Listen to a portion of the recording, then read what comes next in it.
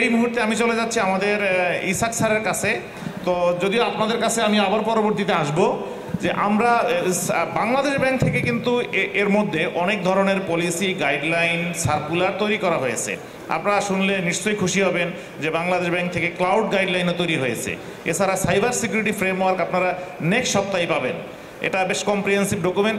এর ছাড়াও বাকিগুলো ইসাক স্যারই বলবেন, যে আমাদের সিবিএস গাইডলাইন বা আইসিটি সিকিউরিটি গাইডলাইন সহ নানাবিধ সার্কুলার ইত্যাদিগুলো।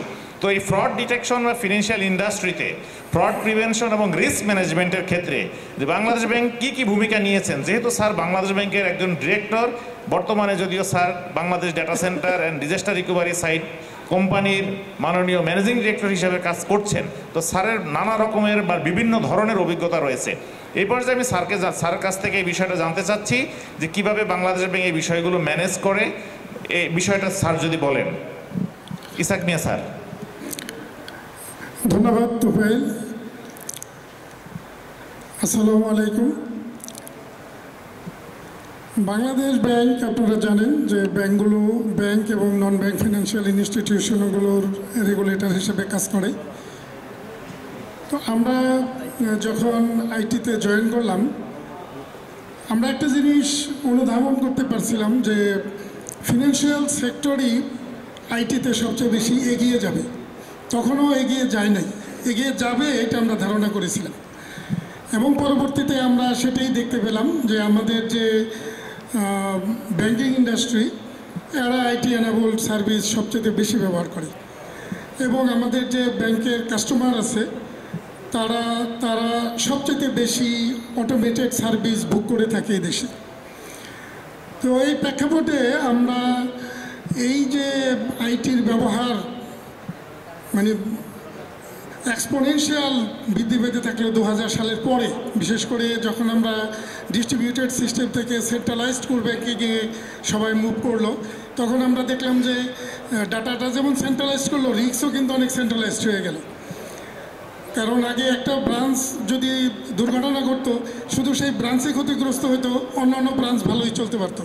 কিন্তু এখন যখন সেন্ট্রালাইজড সিস্টেম চলে আসলো, তখন রিস্কটা কিন্তু অনেক বেড়ে গেল, যে যদি ডাটা সেন্টারে কোনো কারণে কোনো প্রবলেম হয়, তাহলে সারা দেশেই ওই ব্যাংকের ব্যাংকিং বন্ধ হয়ে যাচ্ছে। এই প্রেক্ষাপটে 2003-04 সালের দিকেই আমরা চিন্তা ভাবনা করতে শুরু করলাম যে আমাদের ব্যাংকগুলোর জন্য আমাদের কিছু করতে হবে। এবং যেটা একটু আগের প্যানেলেও বলছিল যে সিনিয়ররা এতে আসলে খুব বেশি এনকারেজড বোধ করে না। তো আমরা সেই অবস্থাতেও আমরা অনেকটা জোরাজুরি করেই সিদ্ধান্ত নিলাম যে না, আমাদের ব্যাংকিং ইন্ডাস্ট্রি, এদের জন্যে আমাদের একটা কিছু করতে হবে। তখন আমরা 2005 সালে প্রথম আইটি সিকিউরিটি গাইডলাইন ইস্যু করি। এটা বাংলাদেশে প্রথম, অন্য কোনো প্রতিষ্ঠান না, শুধু ব্যাংকিং ইন্ডাস্ট্রির জন্য বাংলাদেশ ব্যাংক থেকে আমরা এই গাইডলাইনটা ইস্যু করি। এটার উদ্দেশ্য ছিল যে আমাদের ব্যাংকিং ইন্ডাস্ট্রি যাতে কিছু একটা গাইডলাইন পায়, যে কিভাবে তারা এই যে তাদের যে দ্রুততার সাথে তারা অটোমেশনের দিকে এগুচ্ছে, তারা কি আসলে ভালোভাবে পথ চলতে পারবে কিনা, এইটা যাতে পারে এবং যাতে বিপদের সম্মুখীন না হয়। কারণ আমরা বেশিরভাগ ক্ষেত্রেই দেখি যে আমাদের কিন্তু আসলে খুব বেশি প্রস্তুতি থাকে না। আমরা অনেক বড় বড় প্রজেক্ট হাতে নেই, আমাদের প্রস্তুতি কিন্তু খুব সামান্য। যেমন রিসেন্টলি, ওই কথাটা আমি আসতেছি, রিসেন্টলি যেমন আমরা এখন 4th ইন্ডাস্ট্রিয়াল রেভলিউশন সংক্রান্ত সফটওয়্যার আমরা ইমপ্লিমেন্ট করবো, এআই করি, ব্লকচেইন করি, অথবা রোবোটিক্স ইত্যাদি আমরা ইমপ্লিমেন্ট করতেছি। কিন্তু আমরা যদি বলি যে এই ব্যাপারে আমাদের প্রস্তুতি কতটুকু, আমাদের আসলে ম্যান পাওয়ার ডেভেলপ কতটুকু আমরা করতে পেরেছি, সেখানে কিন্তু আমরা আসলে অনেক পিছানো। আমরা অনেক কিছু শুধুমাত্র মানে এটা আমাকে করতে হবে, যেমন আমাদের মিনিস্ট্রি থেকে বলে দিল প্রত্যেকে একটা করে এআই বেসড ইমপ্লিমেন্টেশন নিতে হবে। তার দরকার আছে কি নাই, তার প্রস্তুতি আছে কি নাই, এই ধরনের কোনো কিছু কিন্তু তারা অ্যানালাইসিস করে না যে এটা করতে হবে। কেন করব, কোনো উত্তর নেই। যাও, আলহামদুলিল্লাহ আমাদের এখন অলমোস্ট বেশিরভাগ ব্যাংকই, যেমন আমার পাশে বসে আছে সিটি ব্যাংক, তারা আমরা একবার ডিজিটাল ব্যাংকিং চ্যাম্পিয়নশিপ পুরস্কারও দিয়েছিলাম। হ্যাঁ, তো যাও, ওনারা এআই ব্যবহার করে এখন অলমোস্ট অনেকগুলো অ্যাপসের মধ্যেই এআই আসছে। কারণ আপনারা ঘরে বসে অ্যাকাউন্ট খুলতে পারেন অলমোস্ট অন্তত 20টা ব্যাংকে। এরা কিন্তু এআই এর অন্তত বেসিকটা ব্যবহার করছে, এটার আরও অনেক দূর যাওয়ার আছে। যাও, আমি শুরুতে আসি। তো তখন আমরা ব্যাঙ্কগুলোকে প্রথমে একটা ইনস্পেকশন করি যে ব্যাঙ্কগুলোর অবস্থান কী। তখন আমরা আসলে আনফর্চুনেটলি দেখতে পারি যে মোস্ট অফ দ্য ব্যাঙ্কে আইটি ডিপার্টমেন্টই ছিল না। সেন্ট্রালাইজড কোর ব্যাঙ্কিং সফটওয়্যার ব্যবহার করে 4 কি 5 লোক তার আছে, কোনো আইটি ডিপার্টমেন্ট নেই, কোনো ডিসি একটা আছে 2-3টা সার্ভার নিয়ে, ডিআরের তো নাম গন্ধই জানে না তখন যে এটা থাকা লাগবে। তখন আমরা আসলে ভীষণভাবে ফিল করলাম যে আমাদের এই যে ব্যাঙ্কিং ইন্ডাস্ট্রিকে আমরা কম্পিউটারের ভিতরে ঢুকাচ্ছি, যদি এটাকে সাস্টেনেবল করতে হয় তাহলে আমাদেরকে আসলে এই ব্যাপারে ব্যাঙ্কগুলোকে গাইডলাইন দিতে হবে। তো তখন আমরা 2005 সালে গাইডলাইন প্রথম, এবং 10-এ সেকেন্ড ভার্সন, 15-তে থার্ড ভার্সন এবং 2023-এ ফোর্থ ভার্সন আমরা ইস্যু করেছি। তো এই গাইডলাইনগুলোর আসলে কোনো লাভ হয়েছে কিনা, এক কথায় যদি আমি বলি, 2005 সালে আমাদের ব্যাঙ্কিং ইন্ডাস্ট্রি সহ আমাদের সারা দেশে একটাও সার্টিফাইড প্রফেশনাল ছিল না, নট এ সিঙ্গেল ওয়ান। এখন 450+ বিভিন্ন রকমের সার্টিফাইড প্রফেশনাল এই সিকিউরিটি সার্টিফিকেশন। একটু আগে যদিও বলছিল যে সার্টিফিকেশন কেমনি নিতে হয় আমরা জানি, যতই জানেন ভাই একটা সার্টিফিকেশন নিতে হলে তাকে মিনিমাম লেভেলের কিছু পড়াশোনা করা লাগে। ম্যাট্রিকের সার্টিফিকেট আমি নিয়েছি, আমাকে কিন্তু একটু বেসিক কিছু অন্তত জানতে হয়েছে, তাই না? আরেকটা জিনিস হলো, যখন আমি একটা সার্টিফিকেট নিয়ে কারো সামনে যাব তখনও তো একটা লজ্জার ব্যাপার যদি ওই সার্টিফিকেটের ব্যাপারে আমি কিছু না বলতে পারি। তো যখন এই সার্টিফিকেটগুলো হচ্ছে তখন আমরা অন্তত একটা জিনিস চিন্তা করতে পারতেছি যে একটা লেভেল অন্তত উপরে উঠতেছে, তারা কিছু জানতেছে, কিছু শিখতেছে। হয়তো ওই সার্টিফিকেশনের যে রিকোয়ারমেন্ট ছিল পুরোপুরি তারা অ্যাচিভ করে নাই, কিন্তু একটা সার্টেন লেভেল কিন্তু তারা অবশ্যই অ্যাচিভ করছে। যখন আমার একটা ব্যাংক ISO 27001 সার্টিফাইড হচ্ছে তখন কিন্তু 2টা অডিট হয়। একটা হলো প্রথমে গ্যাপ অ্যানালাইসিস অডিট হয়, যে এই সার্টিফিকেশন করার জন্য তাকে কী করতে হবে। আরেকটা হলো যখন সে ওই গ্যাপ ফিল আপ করে ফাইনালি অ্যাপ্লাই করে যে আমাকে এখন সার্টিফাইড করো, তখন আর একটা অডিট হয়।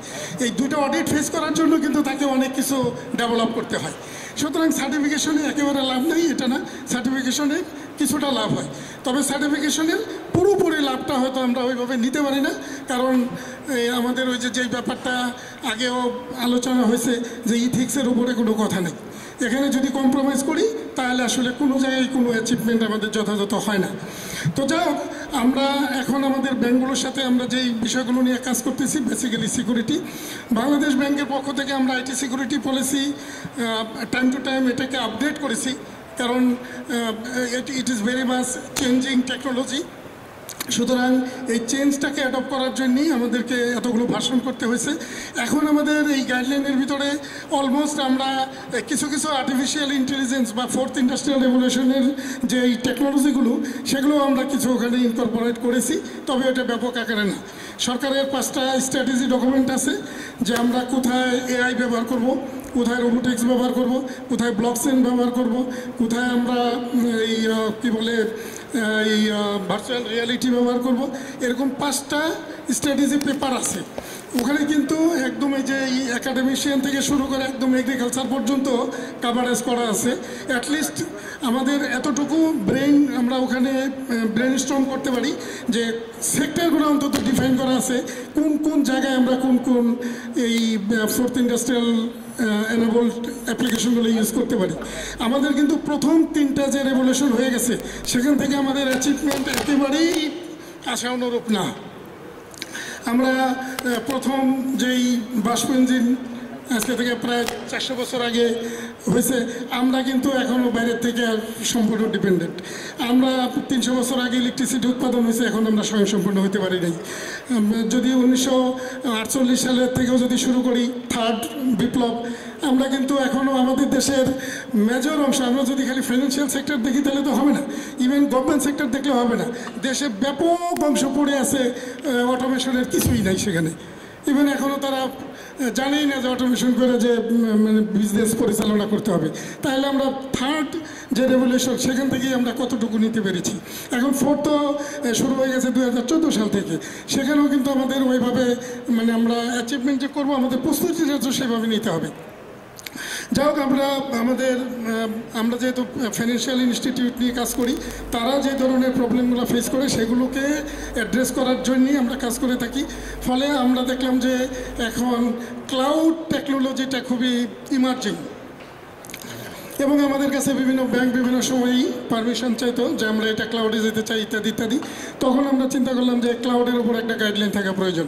আমরা ক্লাউডের উপরে গাইডলাইন করে দিয়েছি এবং আমি মনে করি যে সরপুর ভাইদেরও এই গাইডলাইন থাকাতে অনেক সুবিধা হয়েছে, কারণ এই গাইডলাইন থাকার কারণেই ব্যাংকগুলো যেমন ওনাদের কাছে যেতে পারছে এবং ওনারাও ব্যাংকগুলোর কাছে বা অন্যান্য কাস্টমারদের কাছে অ্যাপ্রোচ করতে পারতেছে যে এটা দেশে যেহেতু রেগুলেশন আছে, এই রেগুলেশনের ভিত্তিতে আমরা ক্লাউডে যেতে পারছি।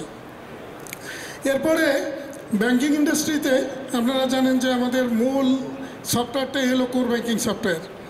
একটা কোর ব্যাংকিং সফটওয়্যারের গাইডলাইন বানানো এটা সেন্ট্রাল ব্যাংকের তেমন কাজ না, কিন্তু আমাদের দেশে আমরা যেটা আমাদের নজরে আসলো যে সেটা হলো যে আমাদের ব্যাংকগুলো যখন কোর ব্যাংকিং সফটওয়্যার কিনতে যায় তখন আসলে কাস্টমার এই সেলারের কাছে যারা সফটওয়্যার ডেভেলপার কোম্পানি তাদের কাছে আসলে চাহিদাও মানে প্লেস করতে পারে না।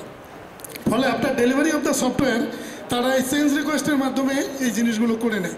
ফলে তাদের একটা হিউজ পয়সা যেমন লাগে, আবার অপারেশনাল ডাটার ভিতরে ভেন্ডারের ঢুকে সেখানে কিন্তু সিকিউরিটির ব্রিজও সাংঘাতিকভাবে হয় এবং দেশি বিদেশি অনেক ভেন্ডারই আমাদের এই অপারেশনাল ডাটার মধ্যে ঢুকে আমাদের কিন্তু সিকিউরিটি ব্রিজ হওয়ার সেখানে যথেষ্ট সম্ভাবনা তৈরি হয়।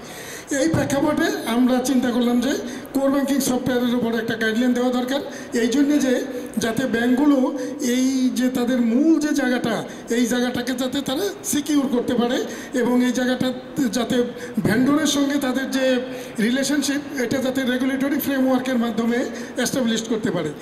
ফলে আমরা 2016 সালে কোর ব্যাংকিং গাইডলাইনের ফার্স্ট ভার্সন এবং 23 সালে এটার সেকেন্ড ভার্সন আমরা দিয়েছি এবং এটা included all alternate delivery channels, যেমন এখানে ইন্টারনেট ব্যাংকিং আছে, মোবাইল ব্যাংকিং আছে, আপনার এই পজ ইউজ আছে, এটিএম আছে, ইত্যাদি যত ডেলিভারি চ্যানেলগুলো আছে সেগুলো ইনক্লুড করে আমরা এই গাইডলাইনটা দিয়েছি।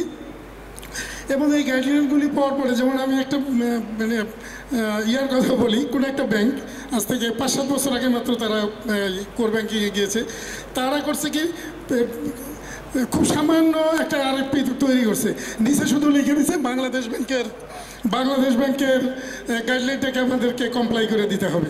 এই একটা লাইনে কিন্তু মানে বিশাল একটা আরএফপি হয়ে যায়। তো যাই হোক, আমি মনে করি যে আমরা চেষ্টা করতেছি ব্যাংকগুলোর সাথে জয়েন্টলি কাজ করা এবং আমরা বিভিন্ন সময়ই বুয়েট আমাদের অন্যতম একটা সহায়ক প্রতিষ্ঠান, বুয়েট, ঢাকা ভার্সিটি সহ এই সমস্ত প্রতিষ্ঠানগুলোর প্রতিনিধিরা আমাদের সাথে ক্লোজলি কাজ করে। বাংলাদেশ ব্যাংকের বিভিন্ন প্রজেক্টে আমরা তাদেরকে ইনভলভ করি, ব্যাংকগুলোর বিভিন্ন প্রজেক্টেও ইনভলভ করি। আমি রিসেন্টলি ডিএসসির সাথে একটু যুক্ত হয়েছি, সেখানেও তাদের যে আইটি এনভায়রনমেন্টকে ঠিক করার ওখানেও আমি বুয়েটকে ইনক্লুড করেছি। আমরা জানি যে আসলে একাডেমিক নলেজ এবং প্র্যাকটিক্যাল নলেজ এই দুইটার সংযোগ যখন হবে তখনই আসলে প্রকৃত রেজাল্টটা পাওয়া যাবে।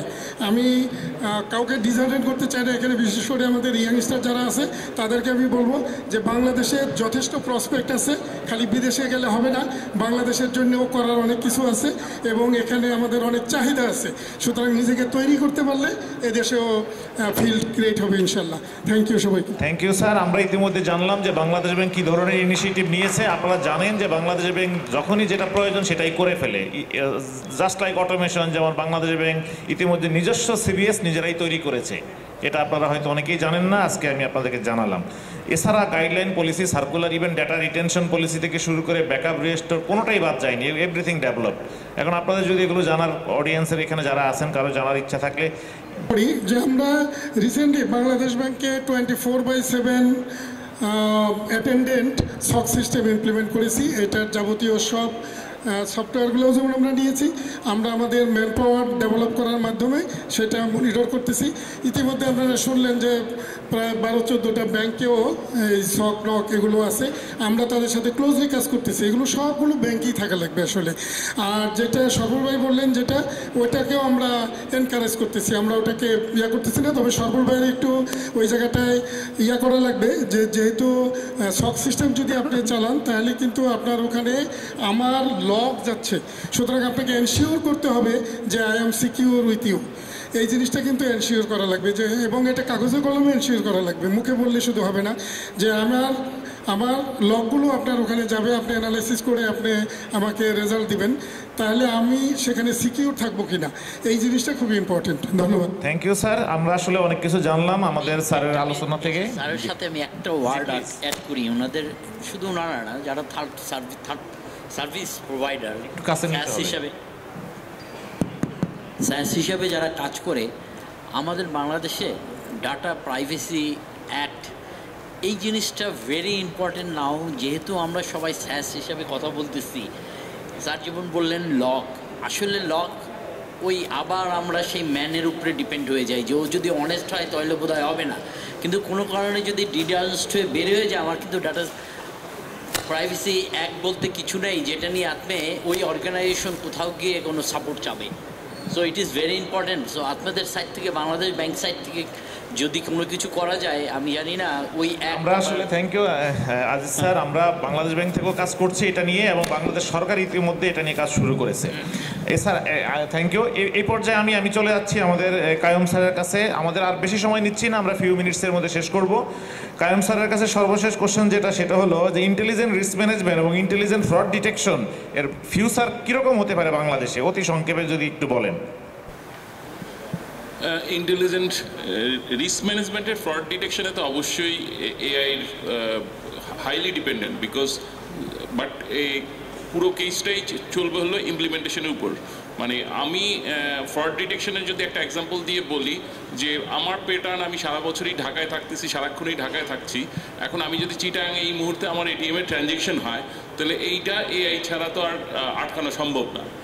ম্যানুয়ালি ট্রানজ্যাকশনটা দেখবে চিটাংয়ের এটিএমের ট্রানজ্যাকশন হয়েছে, সো এটা অফ করার জন্য। সিমিলারলি আমার প্যাটার্নে আমার হায়েস্ট লিমিট যে আছে, আমি হায়েস্ট যা ট্রানজ্যাকশন করি সেই লিমিটের বাইরে যদি চলে যাই, সেই লিমিটের বাইরে এগুলো তো এআই বেসড ট্রানজ্যাকশন ছাড়া সম্ভবই না। ফর ইউর কাইন্ড ইনফরমেশন, যদিও আমি যে ব্যাংকে এখন আছি সেখানকার কমিউনিটি ব্যাংকের আমাদের 2 লাখ ক্যাপটিভ কাস্টমার আছে। তারা হাইলি ইন্টারনেট ব্যাংকিং বলি না আমরা, মোবাইল অ্যাপস ইউজ করে তাদের ট্রানজ্যাকশনগুলি করে, এবং তাতে 60% ট্রানজ্যাকশন আমার থ্রু মোবাইল অ্যাপস দিয়ে হচ্ছে। 38.5% ট্রানজ্যাকশন হচ্ছে এটিএম দিয়ে, আর 1.5% transaction over the counter. So আমার এই পুলিশ বাহিনীর এই ট্রানজ্যাকশনগুলি এখন পর্যন্ত not a single transaction fraud happen. কিছু কম্প্রোমাইজ হয়েছে বিকজ অফ ওটিপি শেয়ার বা অন্য কোনো শেয়ারের কারণে, সেটা অ্যাওয়ারনেস থাকা সত্ত্বেও সামটাইমস যে ফ্রডুলেন্ট অ্যাক্টিভিটিস হয় সেগুলিকে যেভাবে লোকজনকে হিপনোটাইজ করে ফেলে, সে যদি ওটিপি শেয়ার করে ফেলে সেখানে কিছু প্রবলেম। এইটার পরিপ্রেক্ষিতে আমরা মাল্টিফ্যাক্টর অথেন্টিকেশনের চেষ্টা করছি। কিছু ট্রানজ্যাকশনে আমরা একটু হাই ভ্যালু ট্রানজ্যাকশনে তাকে একটু চ্যালেঞ্জের মধ্যে দিয়ে আরও ট্রানজ্যাকশন করার চেষ্টা করছি। আর ওভারঅলে আর্টিফিশিয়াল ইন্টেলিজেন্স থেকে শুরু করে এবং রোবোটিক্স প্রসেস ছাড়া কোনো ট্রানজ্যাকশনেই ফিউচারের ব্যাংকিংয়ের যারা রিটেইল এবং মাস পিপল নিয়ে কাজ করতে চায়, যেখানে আজিজ ভাই অলরেডি বলেছেন যে আপনার রিকনসিলিয়েশন শুরু করে সব কিছু, যেমন এখন আমাদেরকে মোবাইল রিচার্জের ডিসপুট হচ্ছে, এটা যদি 24 ঘন্টার মধ্যে সাপোর্ট না দিই, ওই কাস্টমারটা ফিল করে যে তাকে আমি প্রপারলি হেল্প করছি না, সুতরাং সেই কাস্টমারটা এই ব্যাংকিংয়ের কাস্টমার সার্ভিস থেকে ছুটে যাবে। সেটা তো এআই ছাড়া সম্ভব না। এইভাবে যদি ড্রপ করতে থাকে, যেই ব্যাংকের মধ্যে আর্টিফিশিয়াল ইন্টেলিজেন্স অ্যান্ড রোবোটিকের ইউজ আছে, সেই কাস্টমারটা বেশি কাস্টমার ফ্রেন্ডলি সাপোর্ট দিতে পারবে। যার নাই, তার ডিসপুট 2 মাস 3 মাস 1 বছরের মধ্যেও সলভ করতে পারবে না। Thank you Qayum sir. তো আমাদের আসলে প্যানেলিস্টদের পক্ষ থেকে আরেকটি মাত্র কোশ্চেন, সেটা হলো আমাদের আলম স্যারের কাছে। সেটা হলো হিউম্যান রিসোর্স ডেভেলপমেন্টে আমাদের দেশের আসলে অনেক প্রবলেম আছে। যেমন আমি 2019 সালে আমার স্বাক্ষরিত একটি সার্কুলারে আমরা বলেছি যে digital forensic analysis, malware analysis, OSINT, open source intelligence, এই জাতীয় বিষয়ে ট্রেনিং দেওয়ার জন্য। তো এই জাতীয় ট্রেনিং কিন্তু বাংলাদেশে হচ্ছে না। তো এই জাতীয় ম্যান পাওয়ার বা আমরা যে এরকম টেকনোলজির কথা বললাম, যে বিভিন্ন ব্যাংক ইতিমধ্যে রোবোটিক প্রসেস অটোমেশন ব্যবহার করছে, আরও নানান কিছু আপনারা শুনলেন আমাদের সম্মানিত প্যানেলিস্ট মহোদয়দের পক্ষ থেকে। সো আমি আলম স্যারের কাছে জানতে চাচ্ছি যে হিউম্যান রিসোর্স ডেভেলপমেন্টটা কীভাবে হতে পারে, আপনি যদি অতি সংক্ষেপে বলেন। জি, ধন্যবাদ। ওই ঘুরে ফিরে আমরা যতই টেকনোলজির দিকে যাই, ফাইনাল কথা হচ্ছে সবার উপরে মানুষ সত্য, তার উপরে নেই। মানে লাস্টে আমাদেরকে মানুষের কাছে আসতে হচ্ছে। তো এই টেকনোলজিটা যেহেতু খুব অ্যাডভান্স, আর যারা আমরা ইউজ করি তাদের যেহেতু আসলে এখানে এক্সপেরিমেন্ট করার সুযোগ থাকে না ইন্ডাস্ট্রিতে, যে আমি ট্রায়াল অ্যান্ড এররে যাবো, শিখবো, এই সুযোগটা থাকে না। আমি অলমোস্ট 90 থেকে কাজ করি আইটিতে, আর টিচিংয়ে আছি প্রায় 26 ইয়ার্স। আমি দেখছি যে সবচেয়ে বড় সমস্যাটা হচ্ছে হিউম্যান রিসোর্স ডেভেলপমেন্ট। 20 বছর আগে টেকনোলজি বা 2000 সালের দিকে টেকনোলজি পড়ানোর মতো বা শেখার মতো যথেষ্ট হিউম্যান রিসোর্স আছে, কিন্তু আমি যখন ডাটা অ্যানালিটিক্স নিয়ে কথা বলি, আমি যখন মডেল নিয়ে কথা বলি, আমি যখন নিউরাল নেটওয়ার্ক নিয়ে কথা বলি, আমি যখন অ্যাডভান্স পারসিস্টেন্ট থ্রেট নিয়ে কথা বলি, তখন আমি দেখছি যে এই জায়গায় বোঝার মতো বা বোঝানোর মতো বা কাজ করার মতো দক্ষ লোক নাই। এখন সেইটা সলিউশন হইতে পারে আমরা যদি ইন্টারন্যাশনাল অর্গানাইজেশন, ইউনিভার্সিটিগুলোর সাথে কোলাবোরেশন করতে পারি। IBM আছে, মাইক্রোসফট আছে, এই ধরনের প্রতিষ্ঠানের সাথে আমরা যদি কাজ করতে পারি, এবং মাল্টি কান্ট্রি কাজ করতে হবে। একা একা আমরা পারবো না, আমাদের সাথে কয়েকটা কান্ট্রি মিলে কাজ করতে হবে। আমরা গেলাম, তারা আসলো, জয়েন্টলি যখন আমরা কাজ করবো, আমার ধারণা যে এখানে অনেকটা শেখা হবে। আরেকটা হচ্ছে আমাদের একটা বড় সমস্যা হচ্ছে, আমরা যখন ইউনিভার্সিটি ছাত্রদেরকে পড়াই, ওরা যখনই পাস করে চলে যায় আমরা তাদেরকে ভুলে যাই, তাদের প্রতি আমাদের দায়িত্ববোধটা আর কাজ করে না।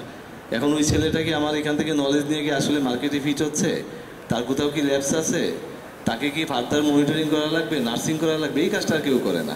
এবং আমরা খবরও রাখি না সে আসলে কি করতেছে, কোথায় করতেছে। একটা জিনিস খুব ভালো করে বুঝতে হবে যে 2 লক্ষ ছেলে পেলে ইন্টারমিডিয়েট পাস করে, ওর ভিতরে 5000 বা 10,000 ছেলে মেয়ে হায়ার স্টাডির চান্স পায় সরকারি প্রতিষ্ঠানগুলোতে। এইটা সাকসেস, নাকি 1,90,000 ছেলে পেলে কোথাও চান্স না পেয়ে ডিরেইল হয়ে গেল, ওইটা সাকসেস? তো এইগুলা চিন্তা করে থ্যাংক ইউ স্যার, আমরা আপনার ইতিমধ্যে পেয়ে গেছি। থ্যাংক ইউ সবাইকে।